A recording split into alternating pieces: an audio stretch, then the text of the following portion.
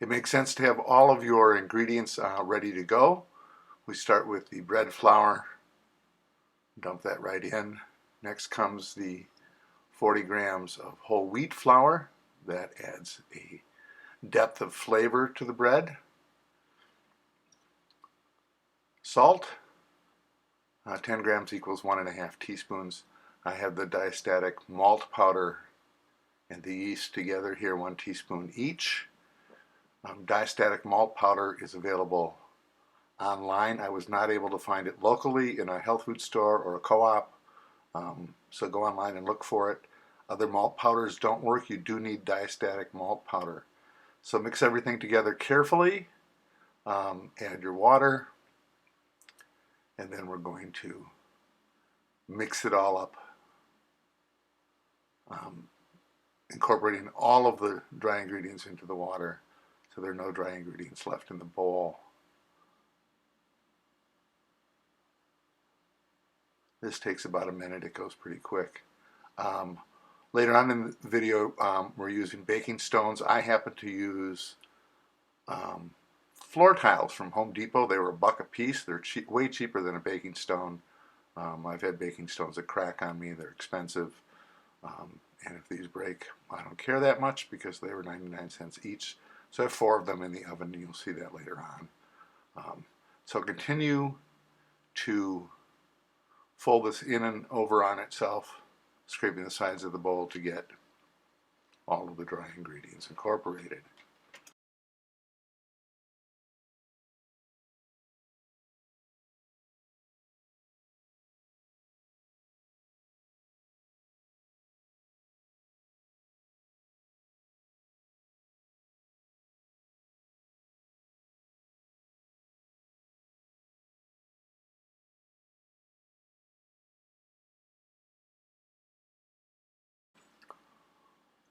Once you have everything mixed, you're going to place the dough in a greased container. I take it out of the bowl where I mixed it and place it in this 8-cup measuring cup. This has a lid on it. It's why I use it. You're free to leave it in the bowl where you mixed it up initially. You can grease that bowl either with a spray oil or olive oil, whatever you want, just to line it. It helps it so it doesn't stick later on. I put mine in here, snap the lid on, and it's going to rest.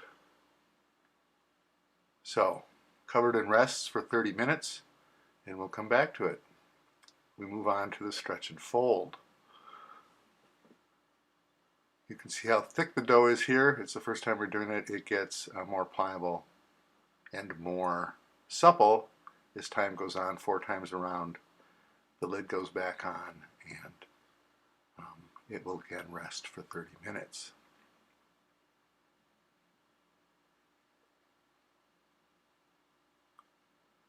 So there's a total of 5 times with a stretch and fold, with a 30-minute rest in between each stretch and fold. You'll see here that the dough has risen a little bit.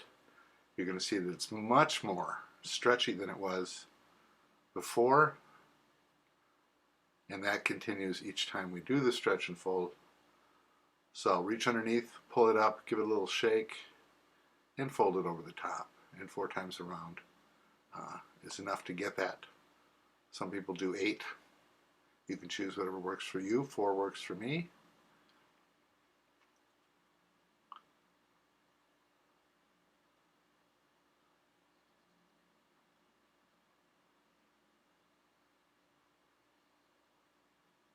So 3 more of these to go.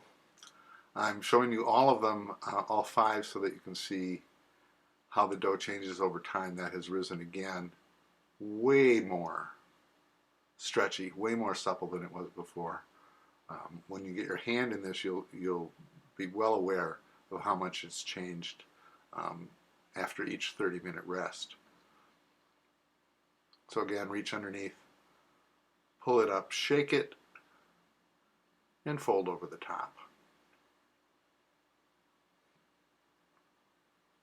Back with the cover for another 30-minute rest.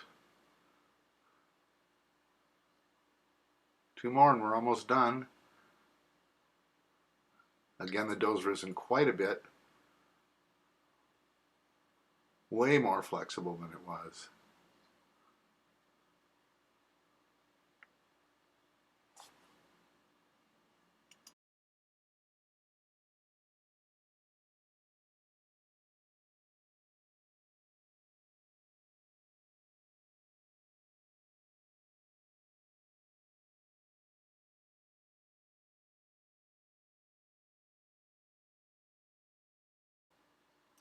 And we're now at the final stretch and fold. I know some people who only do 4. I like the 5th one. But if you're short on time, 4 would be sufficient.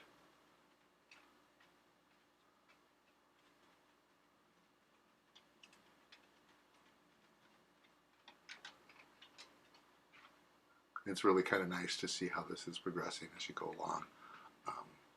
It's a good feeling. So this gets covered, and now it's going to rest in the refrigerator for 12 to 24 hours. You can see the large bubbles. It's been about 20 hours. It continues to rise even though it's in a cold refrigerator. That doesn't matter that much. I'm now going to flour the bench and get the dough out of the measuring cup where it was rising, or your bowl if you use a bowl. So you gently want to pull it out. You don't want to deflate this any more than you need to. So once it's on the bench, you're going to gently pat it down and stretch it out into approximately an 8 by 8 inch square, because we're going to divide it into 4 pieces. So once you're satisfied that it's approximately 8 by 8, I use a bench scraper to divide my dough. It goes through it quickly and easily. Cut it in half, and then each of those will be cut in half again.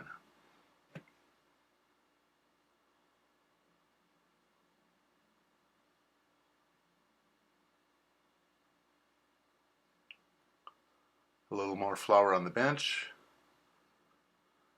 just so that it doesn't stick.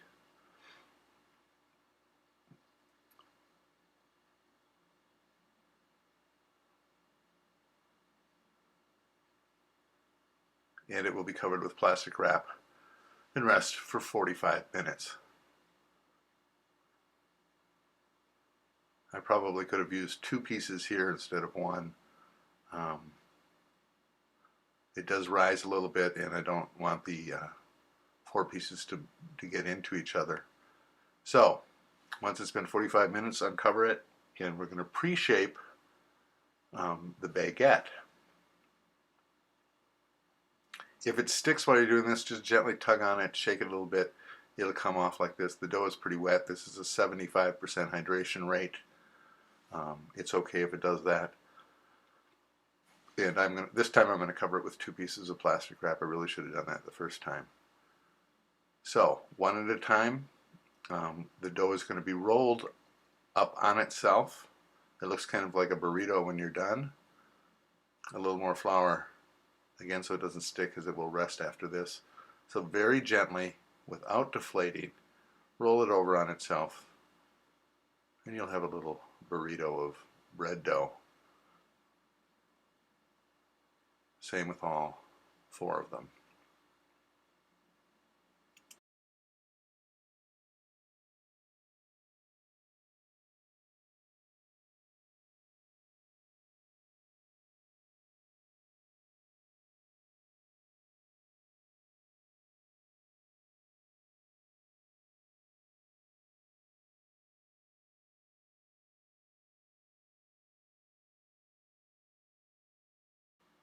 Once the last one is done, you get covered with plastic wrap. I went to 2 pieces here. Have them far enough apart so they won't stick together. And it's another resting period of 30 minutes.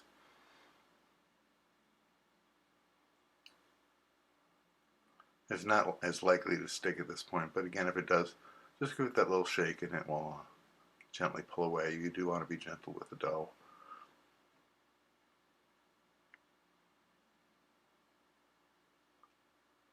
So I'm going to put an area with extra flour. You can see that on the on the upper left there.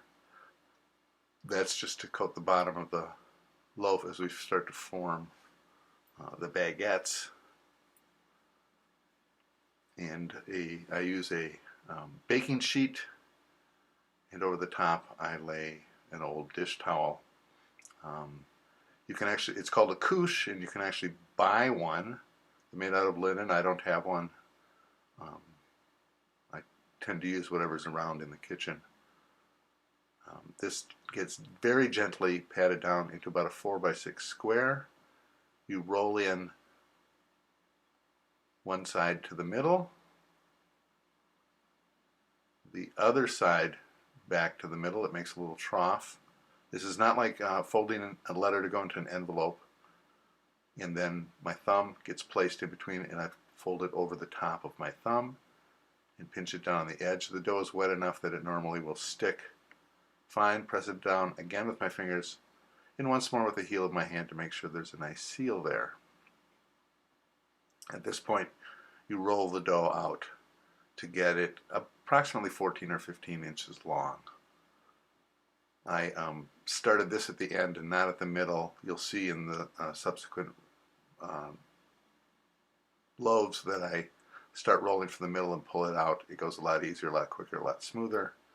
This one is a little misshapen because of that. I'm now putting flour on the couche.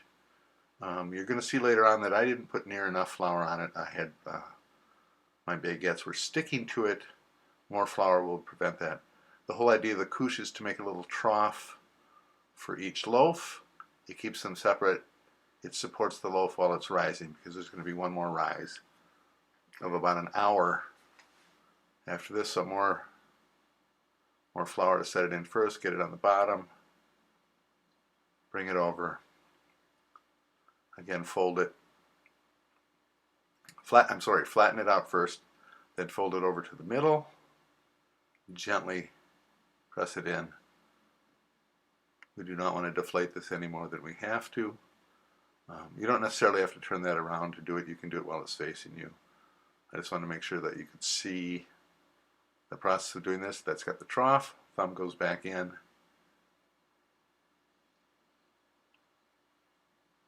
Fold it over, push down on the edge. Press that edge down with fingertips, being gentle. And then the heel of the hand, only on that edge, not on the loaf itself. You don't want to flatten that out and get any air bubbles that might be building up inside or out. The ends stay open so that there's room for expansion. You can see that when I rolled from the middle, working out towards the ends, works out a lot better. It's a lot more even. The more you do this, the better your technique gets. I have not made baguettes for quite a while, and I'm a little rusty here, but we get a nice finished loaf to begin with, and that's what matters. So, once more, pat it down, fold it over to the middle,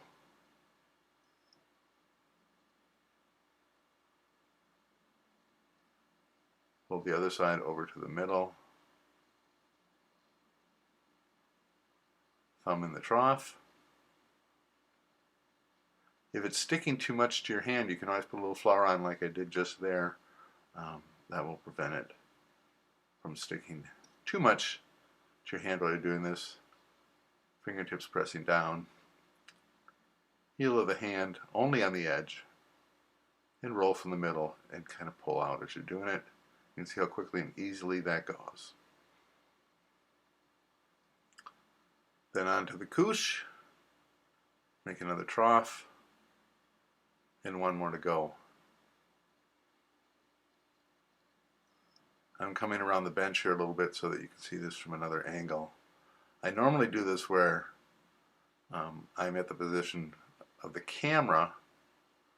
It's a little bit awkward for me to do it from the side like this. But I wanted you to see how this looks from this angle.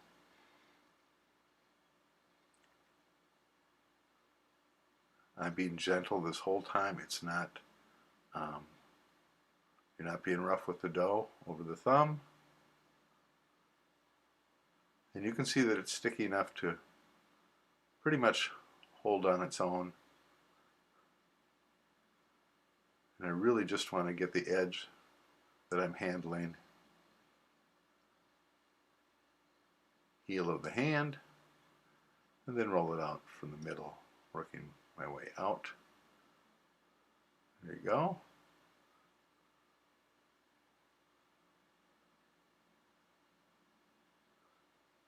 Into the couche, make the final trough, and now we're going to get ready for the final rest or rising. It's going to rise for an hour. So once they're snugly in their troughs, I fold the top over them all, and I'm going to place the cookie sheet, the couche, and the bread dough into a bag. You want to gently slide this in. You don't want it to go flying off the baking sheet. I've had that happen. Pull the bag entirely over the baking sheet, tuck it underneath, and it will sit for an hour. The whole point of this is to keep some of the moisture in there while it's rising, and also creates a little bit of heat. So at this point, you're going to place your baking stones in a pan in the bottom of the oven, and you're going to preheat the oven, the baking stones, and the pan to 500 degrees Fahrenheit, which is 260 degrees Celsius. You'll see the placement of the baking stones for me, which are actually floor tiles, the same tiles that are on the floor in my kitchen. The baking pan goes on the bottom, not on the bottom shelf, but on the bottom of the oven. You're going to be pouring hot water in that later on. That will create steam, which helps in the oven spring. That's how much it rises in the oven. So at this point, I want to get the cookie sheet out of the way. You want to be gentle. You don't want to knock a loaf onto the floor. And we're going to transfer the dough to parchment paper. So you can see I've torn off a piece of parchment paper, and the dough needs to be rolled onto this transfer board. I use a cutting board that I have. You can actually buy a transfer board. You can see how wet the dough is, how sticky it was. If I had put more flour on the couche, that would have come off very easily. You'll see that the last loaf that I take off of here did have enough flour on the couche, and it came off very well. If there's enough flour, you just you can actually flip it up onto the board. You'll see it on the last one how it worked.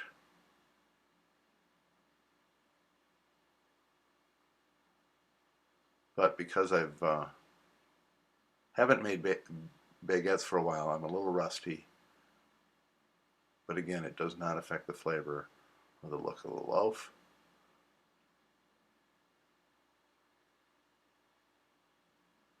And because it's stuck a little, that's not the end of the world. It's still kept most of its shape, and it will do fine in the oven. And it's wet enough that it was sticking to the transfer board. So 2 loaves on each piece of parchment, because I'm going to bake on 2 different shelves in the oven.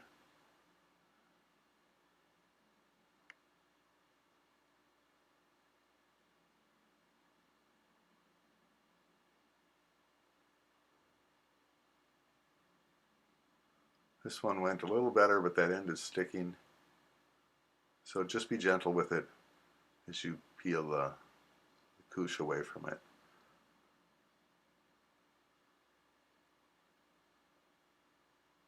Then also gently transfer it to the parchment paper. And you'll see on this last loaf that there was plenty of flour under this particular one, how nicely it flips over onto the transfer board. Just a little stick on the end there. So the reminder is, put plenty of flour on the couche. Don't worry about it. You're not going to overdo it. If you get flour on the floor, that's not the end of the world. Just sweep it up later. That was my concern, that I was going to have a big mess to clean up, and I didn't want to do that.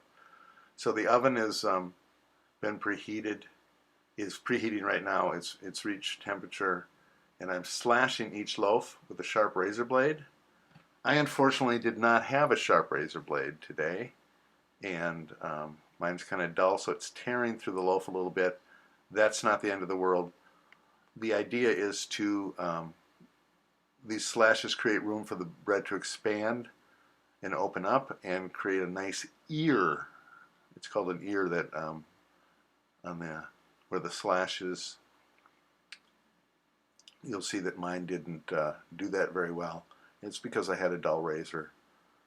So you're going to have a half a cup of hot water ready. You're going to pour that in the pan that's sitting on the bottom of the oven. You can't see the pan right now, but I have a round cake pan sitting on the bottom of the oven itself. Slide 2 there, and 2 more on the next. And so I have 2 12 by 12 floor tiles that I'm using for baking stones. I use the same setup when I'm doing pizza. Water goes in, creates lots of steam, and it's going to bake for 12 to 15 minutes. It depends on your oven. For me, this was a 12-minute bake. I know my bread is done because of the nice dark color of it. I should have switched shelves for the loaves about halfway through the bake at 6 or 7 minutes. They would have been more even. You'll see that the 2 on the middle shelf were much lighter in color, and it cools on a rack for 30 minutes, maybe up to an hour. The bread needs to finish baking. You do not want to cut into it early. You'll have gummy bread if you do. So time to cut in. Nice crispy sound as you're cutting in, big holes in the bread. This bread had a great flavor. I put peanut butter and butter on mine. It was delicious, absolutely delicious. And the point of all of this is if I can do this, you can too. That's breaking bread with D.